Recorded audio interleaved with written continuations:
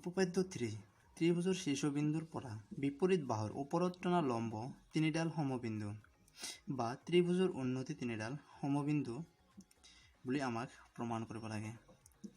এতিয়া ধৰা হল ABC এটা ত্ৰিভুজ, ABC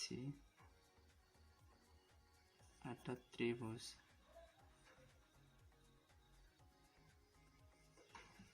ধৰা হল ABC এটা ত্ৰিভুজ। এতিয়া ত্ৰিভুজটো অঙ্কন কৰি লওঁ।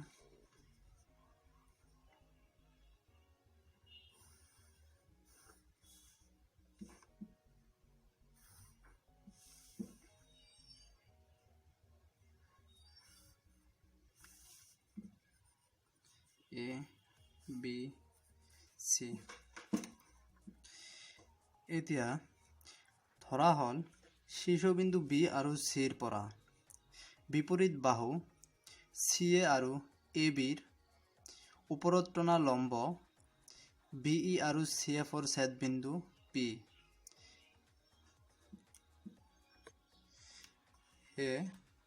B শীৰ্ষবিন্দুৰ পৰা ACৰ ওপৰত লম্ব অঙ্কন কৰা হল আৰু C শীৰ্ষবিন্দুৰ পৰা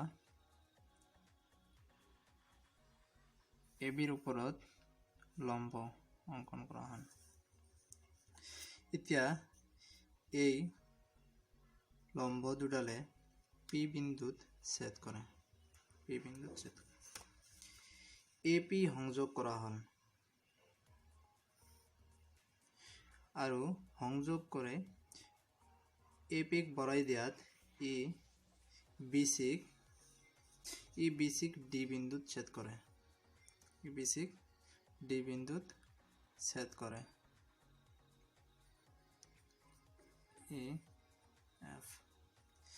BCক D বিন্দুত ছেদ কৰে।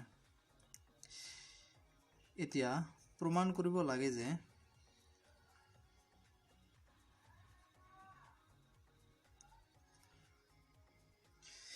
AD BCৰ ওপৰত লম্ব। নেক্সট স্টেপ অঙ্কন। ABC মাজেদি ক্ৰমে BC CA আৰু ABৰ সমান্তৰালভাৱে টনা ৰেখাই XYZ ত্ৰিভুজটো গঠন কৰে। গতিকে A বিন্দুৰ মাজেৰে CBৰ সমান্তৰাল ৰেখা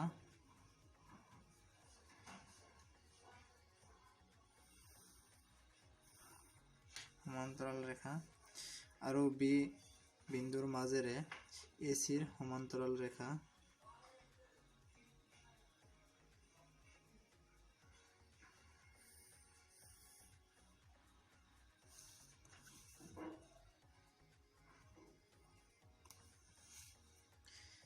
আৰু C বিন্দুৰ মাজেদি ABৰ সমান্তৰাল ৰেখা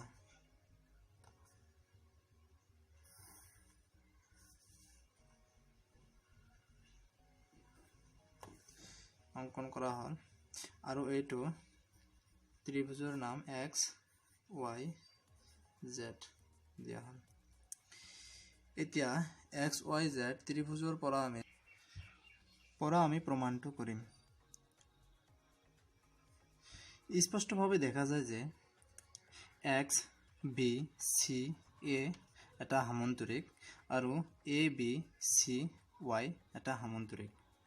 অৰ্থাৎ ABCY আৰু ACBX দুটা সামন্তৰিক। এই সামন্তৰিক দুটা যেহেতু সামন্তৰিকৰ বিপৰীত বাহু সমান, গতিকে BC ইকুৱেল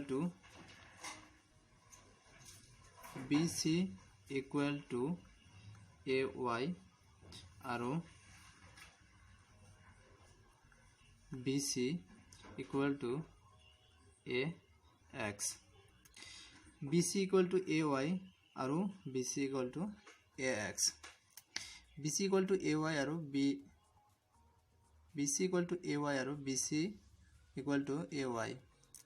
এতিয়া এই দুটাৰ পৰা পাওঁ যে AY equal to A x, A Y equal to A x বুলি পালোঁ। গতিকে এই বিন্দুটো এক্স ৱাইৰ মাজ ভাগত আছে, হে অৰ্থাৎ এক্স ৱাইৰ মধ্যবিন্দু এ।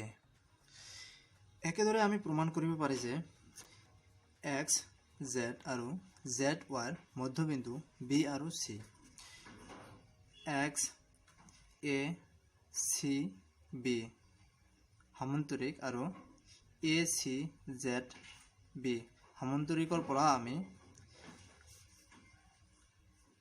X B equal to A C আৰু B Z equal to A C, এই দুটাৰ পৰা আমি পাওঁ যে X B equal to B Z, হে বি এক্স জেডৰ মধ্যবিন্দু। একেদৰে ৱাই জেডৰ মধ্যবিন্দু চি, আমি সামন্তৰিক এ বি চি ৱাই আৰু সামন্তৰিক এ বি জেড চিৰ পৰা পাওঁ A B equal to C Y সামন্তৰিকৰ বিপৰীত বাহু সমান আৰু A B equal to C Z সামন্তৰিকৰ বিপৰীত বাহু সমান। গতিকে চি বিন্দুটো ৱাই জেডৰ মধ্যবিন্দু, গতিকে জেড এক্স আৰু ৱাই জেডৰ মধ্যবিন্দু বি আৰু চি। এতিয়া যেহেতু অঙ্কন মতে বি ই লম্ব এ চি আৰু এ চি এক্স জেডৰ লগত সমান্তৰাল, হে বি ই এক্স জেডৰ লগত 90 ডিগ্ৰী কোণ কৰি আছে। গতিকে বি ই লম্ব চি এ অৰ্থাৎ বি ই লম্ব ৱাই এক্স জেড, যেহেতু জেড এক্স প্যাৰালেল চি এ। একেদৰে আমি চি এফ লম্ব এ বি হোৱাৰ বাবে চি এফ লম্ব জেড ৱাই ধৰিলোঁ। এতেকে জেড এক্স আৰু জেড ৱাই বাহুৰ লম্ব সমদ্বিখণ্ডক, এইটো লম্ব আৰু সমদ্বিখণ্ডক, যেহেতু এইটো বাহু সমান আৰু এইটো 90 ডিগ্ৰী, গতিকে চি এফ আৰু বি এফ জেড ৱাই আৰু জেড এক্সৰ লম্ব সমদ্বিখণ্ডক আৰু চি এফ আৰু বি এফ লম্ব সমদ্বিখণ্ডক দুটাৰ ছেদবিন্দু পি। গতিকে এক্স ৱাইৰ লম্ব সমদ্বিখণ্ডক পি বিন্দু এটি যাব লাগিব। এইটো থিওৰি 2 মতে এইটো যদি এটা ত্ৰিভুজৰ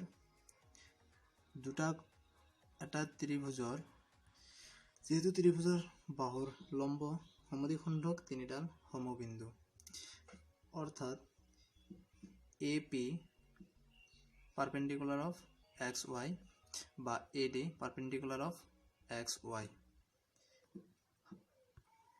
কিন্তু X Y parallel BC, X ওয়াইৰ লগত বিসি প্যাৰালেল হৈ আছে। গতিকে এক্স ওয়াইৰ লগত 90 ডিগ্ৰী কোণত থকা এটা ৰেখাই বিসিৰ লগতো 90 ডিগ্ৰী কোণত থাকিব। গতিকে এডি বিসিৰ লগত সমকোণ কৰি আছে, গতিকে এডি লম্ব এক্স ওয়াই অৰ্থাৎ এডি বিসিৰ ওপৰত লম্ব। গতিকে আমি ক'ব পাৰোঁ যে ত্ৰিভুজৰ শীৰ্ষবিন্দুৰ পৰা বিপৰীত বাহুৰ ওপৰত টনা লম্ব তিনিডাল সমবিন্দু বা ত্ৰিভুজৰ উন্নতি তিনিডাল সমবিন্দু।